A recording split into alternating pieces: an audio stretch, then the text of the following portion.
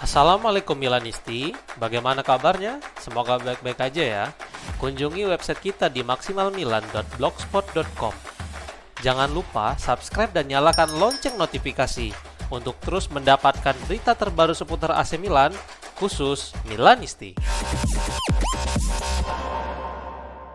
AC Milan bisa tebus murah Niklas Füllkrug dari West Ham United pada musim panas menurut sebuah laporan. Sebelumnya muncul laporan yang menyebutkan bahwa Diavolo harus mengeluarkan dana sebesar 12 hingga 13 juta euro jika ingin mempermanenkan Füllkrug pada musim panas mendatang setelah masa pinjamannya selesai. Radio Rossonera mengutip Matteo Moretto yang justru melaporkan sebaliknya dengan menuliskan hak penebusan sekitar 5 juta euro, bahkan kontrak hingga akhir musim ditambah 1 musim lagi. Tulisnya. Dan Luca Di Marzio juga mengkonfirmasi dengan mengatakan bahwa biaya penebusan striker Jerman itu tidaklah mahal. Berikut komentar sang jurnalis disampaikan melalui Milan News. Operasinya berbeda dengan Boniface. Di sana itu adalah pembelian penting. Hak penebusan juga mengejutkan kami. Hanya 5 juta euro sebagai hak penebusan. Angka yang rendah. Sungguh. Dia sangat menginginkan Milan dan juga Piala Dunia yang ingin dia menangkan bersama Jerman. Ungkapnya.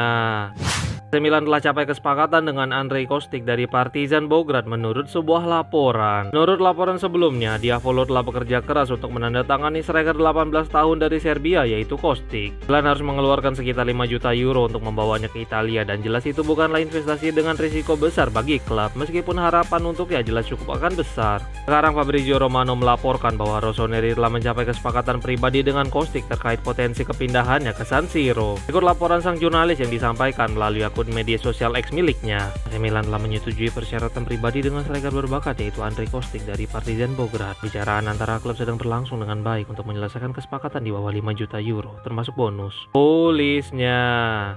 AC Milan tampaknya tidak mendapatkan kesempatan untuk membawa Milan Skriniar kembali ke San Siro menurut sebuah laporan. 3 nama baru telah muncul sebagai calon bek baru Milan untuk musim dingin. Mereka adalah Skriniar, Eric Dier, Federico Gatti yang telah dikaitkan beberapa waktu yang lalu. Namun sekarang tampaknya hanya ada 2 nama potensial karena satu namanya tampaknya tidak akan dilepas oleh klubnya. Sekarang Fabrizio Romano memberikan informasi terbaru tentang situasi Skriniar di Turki yang merupakan salah satu pilihan utama bagi Milan. Berikut laporan sang jurnalis disampaikan melalui akun media sosial X miliknya. Milan Skriniar dipandang tidak tersentuh oleh Fenerbahce di jendela transfer Januari. Tidak ada kesempatan untuk menegosiasikan kepergiannya meskipun ada hubungannya karena klub menjamin Skriniar adalah bagian penting dari proyek dan tidak akan pergi. Tulisnya. Galatasaray mulai mempertimbangkan untuk merekrut Santiago Gimenez untuk menggantikan Mauro Icardi menurut sebuah laporan. Mercato.com melaporkan bahwa Galatasaray sedang mencari striker baru setelah Icardi dilaporkan ingin meninggalkan klub sehingga mereka sedang berada di pasar untuk menemukan pengganti sepadan striker Argentina itu. Laporan tersebut menyatakan bahwa LB Bote telah berada di dalam radar buruan klub Turki itu dan Galatasaray percaya Gimenez bisa menjadi pelatih Victor Osimhen. Namun semuanya akan sangat bergantung pada kondisi fisik Gimenez pasca operasi. Meskipun tidak ada jaminan sang penyerang mempertimbangkan untuk angkat kaki dari San Siro. Galatasaray dilaporkan tidak terburu-buru untuk mendekati Gimenez. Jadi mereka pasti akan menunggu sang pemain pulih sepenuhnya dan siap kembali beraksi. Mungkin musim panas nanti klub Turki itu akan melayangkan tawaran resmi untuk striker Meksiko itu.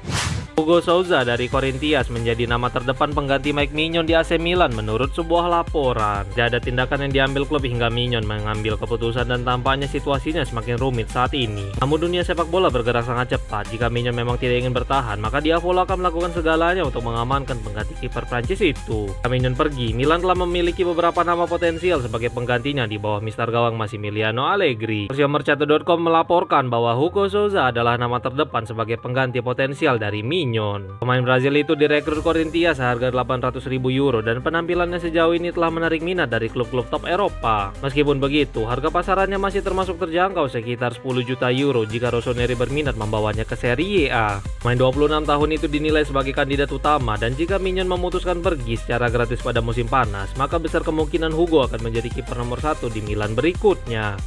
Sule adalah salah satu target AC Milan, tetapi sulit melihat kedatangannya ke San Siro menurut sebuah laporan. Sule menjadi salah satu nama paling menarik untuk mengisi peran lini belakang Diavolo. Kontrak bek Jerman itu akan berakhir pada musim panas yang memungkinkan Milan bisa merekrutnya dengan harga murah pada bulan Januari mendatang. Kedatangannya akan memberikan pengalaman kelas atas bagi para pemain muda Milan di ruang ganti. Namun Milan News mengutip Fabrizio Romano yang tidak yakin dengan peluang Rossoneri merekrutnya pada musim dingin kali ini. Berikut komentar sang jurnalis. Salah satu nama yang telah dikaitkan dalam beberapa bulan terakhir ke Milan Milan untuk lini pertahanan adalah Niklas Sule, bek Borussia Dortmund, lahir pada tahun 1995.